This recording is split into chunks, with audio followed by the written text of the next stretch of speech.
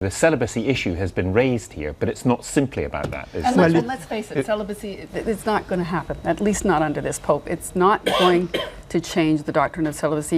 You're not going to see women become priests either, which other people think might be a good idea to deal with the issues inside of this church. But this Pope was elected, as you said, because of his conservative credentials, and none of that is going to happen. So, as Michael said, the decision is for the Catholic faithful. Is this a church that reflects their values? That's the point. The church is not a democracy. I disagree with you. I mean, I think that just as, religion, you and I probably share a view on it, but religion as a force in society, even in modern times, has a vaguely political slant to it. I mean, whether it's, well, look, I mean, whether, when we talk about Israel and Palestine on this program, it is often a vague area between what Judaism and being a Jew and being an Israeli is.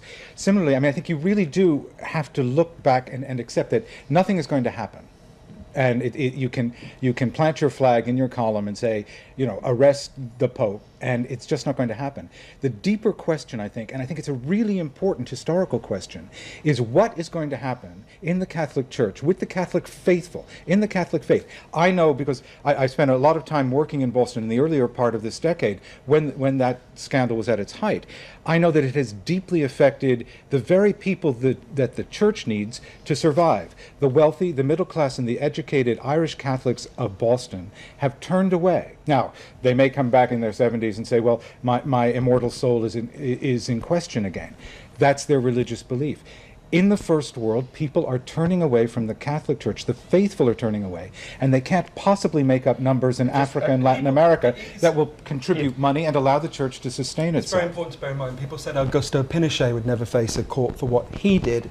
And he was eventually indicted for that. And he was sent back because he was considered to be senile, not because because he was considered to be senile. Just a final question to Laura. Government. I mean, do you think there is any chance that this Pope will either resign or in some way be forced out? It's not going to happen. No, it will not happen, and that is why what they are risking by continuing along the path that they're on, and I've heard now the Vatican compared to Toyota in its response to this crisis, is that they are going to disillusion so many Catholics who want a reason to believe in their church, and they're going to fall away from the congregations, and the only place where the Catholic Church will still be relevant is in the Third World. Okay, let's leave it there and move on, because the formality of actually calling a British general election is precisely that now. It's a formality. It's now expected the date will be announced in a couple of days, but already the parties have begun what looks like an extremely competitive campaign. The Conservatives promised to reduce a Labour tax increase to the delight of some business leaders, but does this look like an election-winning strategy?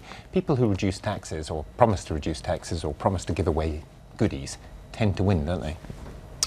Well, in some circumstances, not always. It depends on what happens. I mean, it's difficult. We're in this strange situation now where we should be having election fever, but the mood in the country is more like a kind of election swine flu, where a couple of people, like well, basically Brown and Cameron, are basically looking slightly ill, and the rest of us are trying to avoid any election-related surfaces and hopes it passes by. I think there's a very frustrating situation where the government, there was the debate this week between the prospective chancellors. It's very frustrating. The government is completely failing to make its strongest case, which is the case for Keynesianism. And it has to make it because it's slightly counterintuitive. When George Osborne says, we all know if we have credit card bills, you've got to pay them off as soon as possible. That sounds intuitively right. We really need the government to do what Barack Obama has done, which is to explain, no, the government isn't like you with a credit card. In a recession, if consumer demand collapses, if at the same time the government massively cuts demand, then demand overall collapses and a recession turns into a depression. It's slightly counterintuitive, but we know it's true. If you look at where they're trying the Cameron plan most enthusiastically in Ireland, they've had by far the worst recession, indeed one of the biggest collapses in productivity since anywhere in the developed world since the Second World War.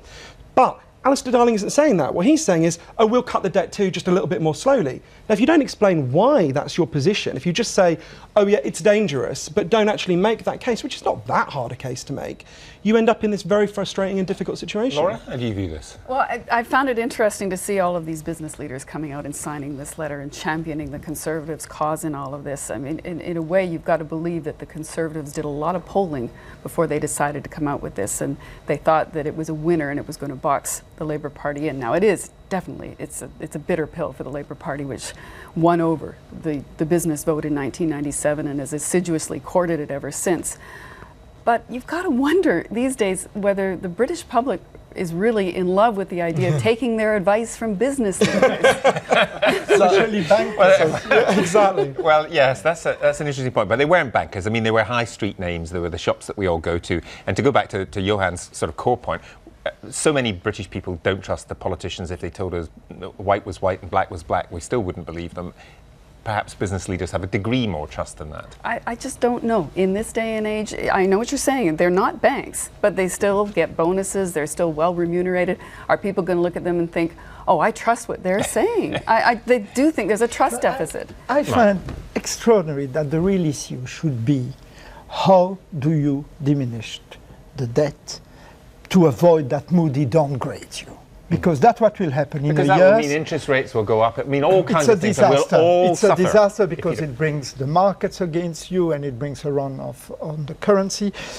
The problem is, it's very simple. You have to increase tax on the wealthy and you have to decrease spending. And then you are doing exactly what the Irish have done in order to come out slowly from the recession. And that's the only solution. And I find they're not coming out. They're coming out they are less coming, than everyone else in Europe. Coming they literally out. have the slowest Moody's recovery. has said that the Irish debt is in good function. The debt is in a good position, but yes. Irish unemployment is in the worst position anywhere in Western Europe. It's all over but unemployment in Ireland because we it's the are in worst. recession, but the Irish are coming out. Depends what your priority is. If your priority is debt or your priority I know for is the jobs. British it's difficult to accept that the Irish are coming out of the recession, but they are doing the right thing. pro-Irish. It's Yes, just- they are. Well, They the are. facts- Let me the facts finish. are what they Let are. Mark finish, yeah. Let me finish.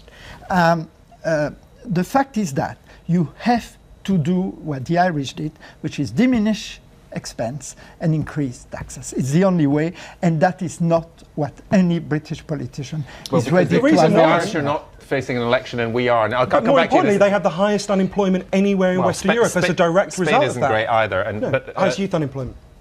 yes. Well, just to go back, I want to join in with my fellow North American Laura here and say, I think that there is a profound skepticism, and I think that the reason that everyone is looking parrot sick or sick as a parrot or however you want to say it, is that I give credit to the British electorate to being, at least at the core, sort of aware that they're caught between a rock and a hard place. I give credit to people knowing sort of who has jobs where and realizing that the industrial base of the country has been run down for 25, 30 years, that the one growth area in the last 15 years has been in the public sector.